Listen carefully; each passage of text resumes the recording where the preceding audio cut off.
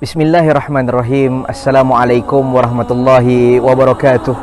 Sidang hadirin yang dirahmati Allah Subhanahu wa taala sekalian, alhamdulillah kita panjatkan kesyukuran yang setinggi-tingginya kepada Sang Pencipta Allah Subhanahu wa taala yang telah memberikan kita kehidupan di dunia ini dengan berbagai-bagai nikmat yang telah dikurniakan oleh Allah Subhanahu wa taala.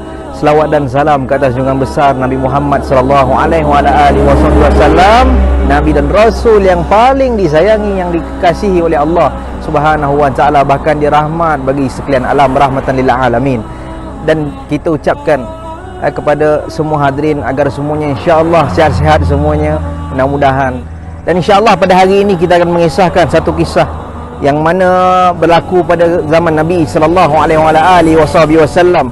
Kisah ini yang berlakunya ketika satu perang yang namanya perang Al-Ahzab, ataupun dikenali sebagai perang Khandak, perang parit zaman Nabi sallallahu alaihi wasallam dahulunya. Apa yang berlaku ketika perang itu? Sebelum perang berlaku, persiapan perang umat Islam ketika itu sangat-sangat berat. Kenapa saya katakan berat? Kerana ketika itu umat Islam menggali parit, lubang, menggali dan sangat penat dan meletihkan, sehingga Nabi SAW sendiri, seorang pemimpin yang ulung, turun padang sekali dengan muslimin yang lain untuk memecahkan batu, menggali lubang, menggali parit dan sebagainya. Bahkan satu orang sahabat Nabi SAW, namanya siapa? Jabir radhiyallahu an. Jabir ni masa tu kan, dia rasa lapar, sangat lapar, yang sangat-sangat lapar punya. Dah lah musim dingin, buat kerja berat, lapar lagi. Maka dia pun kata nak mengadu pada Nabi ataupun tidak, kan? Kemudian dia fikir, dia tanya kawan-kawan dia, kalian ada makanan? Semua cakap tak ada. Tanya yang sini, kalian ada makanan? Tak ada.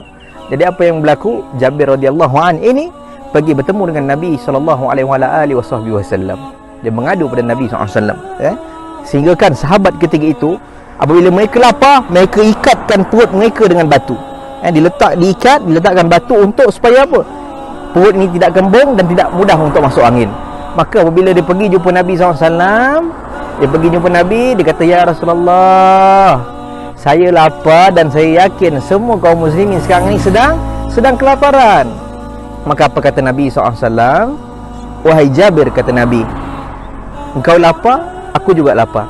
Dan dikatakan ketika itu Nabi SAW membuka bajunya yang mulia, menunjukkan sahabat-sahabat semua ada satu batu saja. Bahkan Nabi ketika itu ada dua batu yang diikat di samping perut Nabi SAW yang mulia. Masya Allah.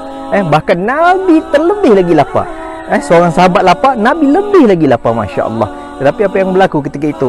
Kata Rasulullah SAW, wahai Jabir, pergilah pulang ke rumah kau. Kalau ada makanan, makanlah di kau. Maka Jabir radhiyallahu an pun, dia pergilah balik ke rumahnya. Dia jumpa dengan isterinya. Wahai isteriku, wahai dindaku, sayangku, kata dia, ada tak makanan? Apa kata isterinya? Wahai abang, tak banyak bang. Kalau kita dapat buat pun, kita dapat makan mungkin kita berdua sahaja. Maka kata Jabir pada isterinya, wahai sayang, buatlah apa yang ada kat dapur tu, buatlah yang sebaiknya untuk kita dapat makan bersama. Maka si isteri pun menyiapkan makanan ini tadi.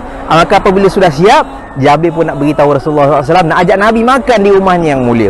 Maka apabila dipanggil Rasulullah SAW, ya Rasulullah, mari datang rumah saya, isteri saya buat makanan, saya boleh jamu Nabi SAW, kita boleh makan bersama-sama. Jadi apabila dengarkan macam tu, Rasulullah pun berdiri. Rasulullah kata, ya ma'syaral muslimin, wahai Islam, Jabir ada buat makan-makan, mari kita pergi rumah dia. Sudah pening kepala, kata Jabir, aku jemput Nabi je, Nabi boleh panggil semua orang Islam datang ke rumah Jabir. Maka Jabir pun rasa dubdap lah kan, berdebar, kerana yang dijemputnya semua orang Islam yang ketika itu berada di samping Nabi SAW. Nabi panggil semua untuk datang ke rumah Jabir radhiyallahu an untuk makan, dijamu oleh Jabir. Jabir pun rasa susah hati sikit, tapi dia percaya pada Allah dan Rasulnya. Maka apabila sampai di rumah, Rasulullah SAW kata pada Jabir, wahai Jabir, hidangkan lauk pada tetamu, tapi dengan syarat, kata Nabi, jangan engkau tengok ke dalam periuk yang ada masakan tu. Jangan tengok, hidang aja.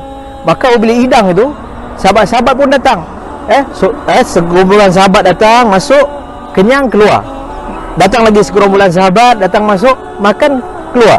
Semua kenyang, nampaknya makanan tu macam tak terusik pun. Bahkan mereka makan dan kenyang semuanya. Dan alhamdulillah, berkat daripada isteri Jabir masak tadi dapat menjamu semua orang Islam ketika itu yang kelaparan, sehingga Nabi SAW pun agak kenyang ketika itu kerana dapat makan daripada masakan yang telah dimasak oleh isteri Jabir. Masya Allah, inilah yang dipanggil keberkatan. Bahkan ketika itu Masya Allah, Jabir yang tadi punya risau cukup ke makanan, padahal makan untuk 2-3 orang, tapi yang Rasulullah jemput tu untuk beribu orang umat Islam ketika itu untuk makan. Masya Allah, inilah keberkatan mukjizat daripada Rasulullah sallallahu alaihi wasallam. Mudah-mudahan apabila kita pun ada rezeki lebih, bolehlah kita kasih orang makan dan sebagainya. Kerana salah satu hadis Nabi SAW menyebutkan antara sedekah yang terbaik adalah memberikan orang makan. Kerana apa?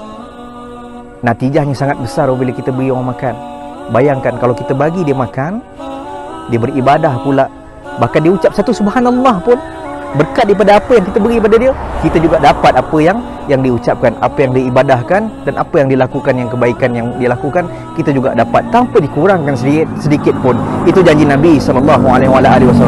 Mudah-mudahan dengan dengarnya kisah ini, kita lebih semangat lepas ini belanja orang makan. InsyaAllah kalau jumpa saya, InsyaAllah boleh belanja juga saya makan, tak ada gurau, saya saja InsyaAllah. Jadi itu sajalah kisah kita pada petang hari ini ataupun hari ini. Wabillahi taufiq wal hidayah. Assalamualaikum warahmatullahi wabarakatuh.